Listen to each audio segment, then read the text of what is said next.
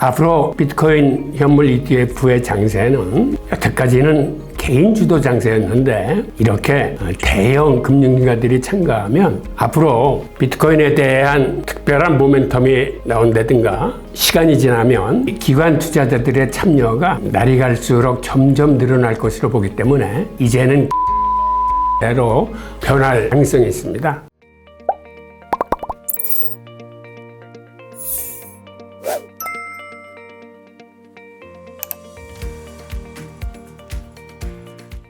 안녕하세요, 호익입니다. 이번 주 위클리 암호화폐 뉴스를 전해드리겠습니다. 말씀드릴 순서는 먼저 주요 암호화폐 뉴스를 말씀드리고 그 다음에는 집중 분석 시간에 롤업이 무엇인지에 대해서 같이 알아보는 시간을 갖겠습니다. 첫 번째 뉴스입니다. 모건 스탠리가 비트코인 ETF 판매를 허용했습니다. 이게 갖는 의미는 미국 대형 은행 중에서 최초로 허용했다는 사실입니다. 글로벌 투자은행 모건 스탠리가 약 15,000명의 본사 소속 어드바이저들한테 비트코인 ETF 판매를 허용했습니다. 미국 대형은행 중에 첫 사례인데 대형은행이 참가를 했다는 것은 그들의 자금 동원력이 워낙 크기 때문에 수조 달러에 달하는 비트코인의 포트폴리오 보유가 가능해질 전망입니다. 그런데 모건 스탠리는 비트코인 현물 ETF 모든 걸 취급하는 건 아니고 그 중에서 가장 큰 블랙록과 피델리티의 상품을 고객들한테 제공한다고 합니다. 모건 스탠리가 미국 대형은행 중 처음으로 어드바이저의 비트코인 ETF 판매를 허용하면서 많은 자본을 갖고 있는 대형은행들이 잠재적으로 수조 달러에 달하는 비트코인 포트폴리오 확대에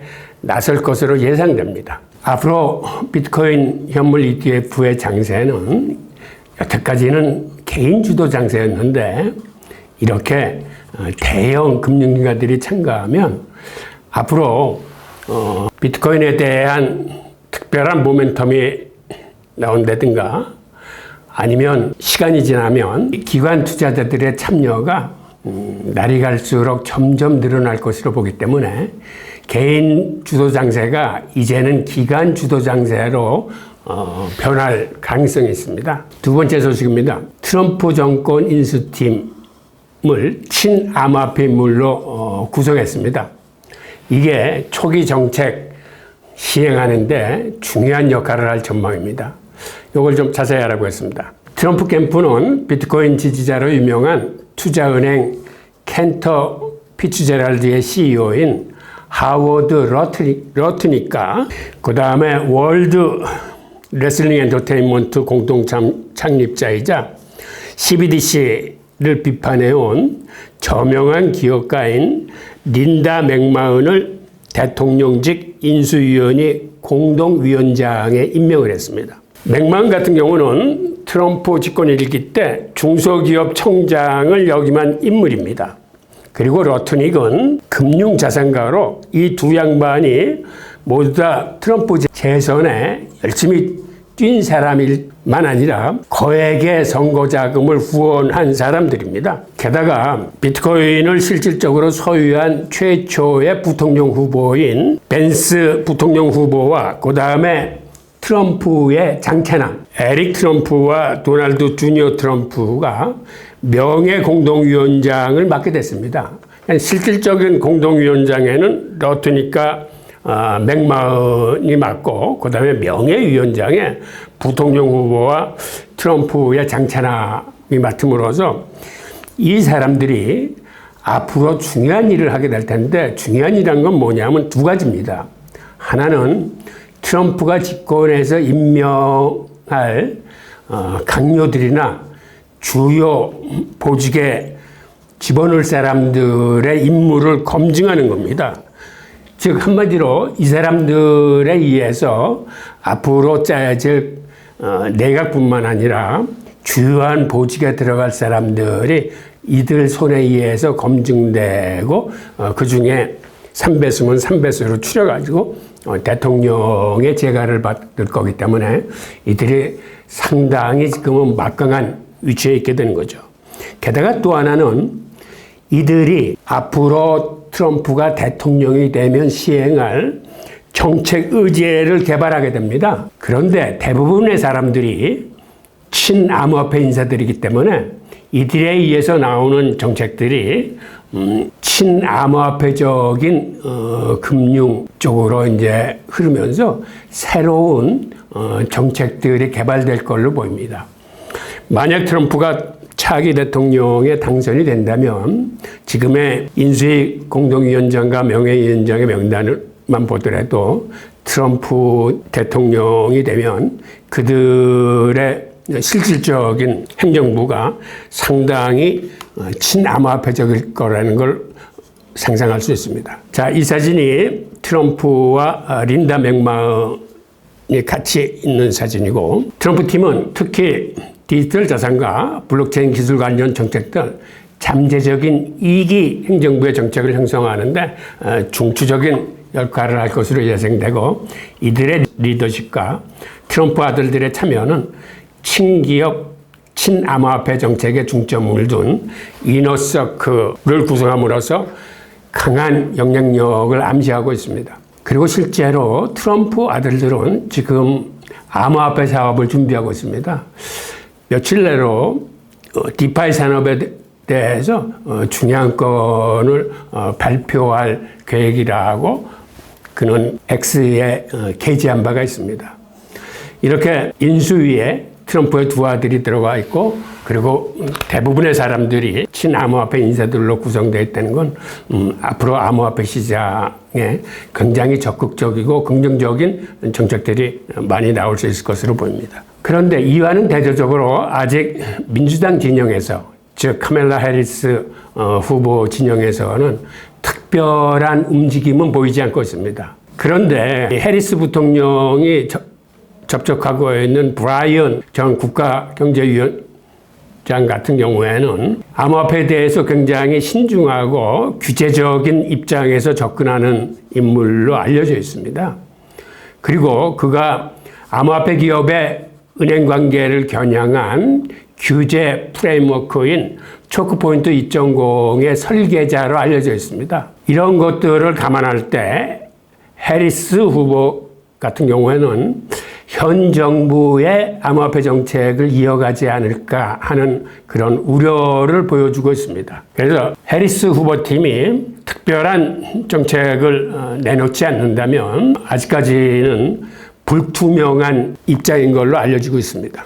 자, 세 번째 소식입니다. 코인베이스는 기관들의 비트코인 ETF에 대한 관심이 증가하고 있다고 보도했습니다. 코인베이스의 분석 보고서에 따르면 올해 2분기 13F 보고서, 즉 미국은 1억 달러 이상의 투자를 하고 있는 기관 투자자들은 매분기 자기들의 포트폴리오를 보고하게 되어 있습니다. SEC에.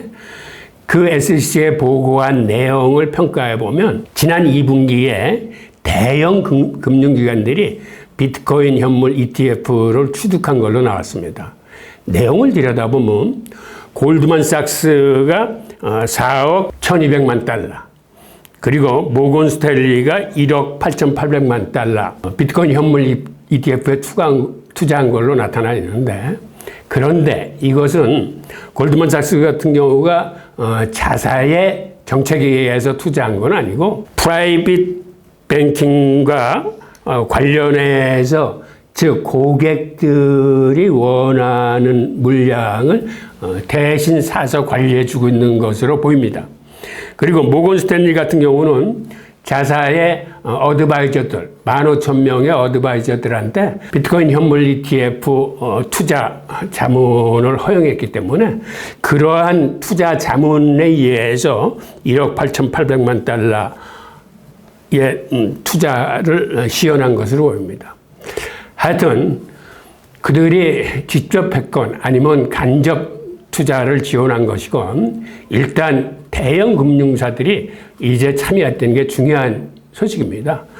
골드만삭스가 4억 달러를 넘겼고, 그 다음에 모건 스탠리도 거의 2억 달러 가까이. 이러한 두 개의 대형 은행들이 비트코인 현물 ETF 투자에 참여했기 때문에 앞으로는 BOA라든가 다른 대형 금융사들이 뒤를 이을 것으로 보입니다. 지난 2분기에는 기관들의 참여한 숫자가 여기 밝혀지진 않았는데 2분기에는 아시다시피 거시경제 흐름이 좀 좋지 않았기 때문에 그렇게 많은 기관들이 비트코인 현물 ETF 투자에 참여한 것으로는 보여지지 않습니다.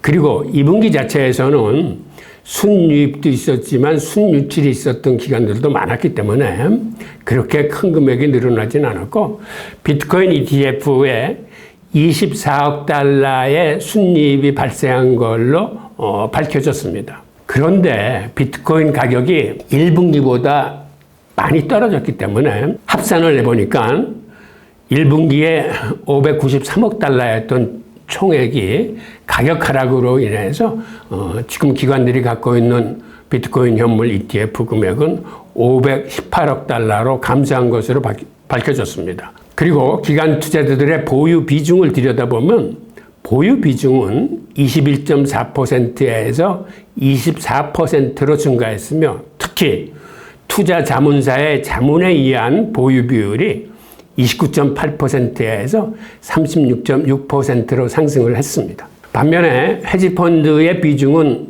줄어들었습니다.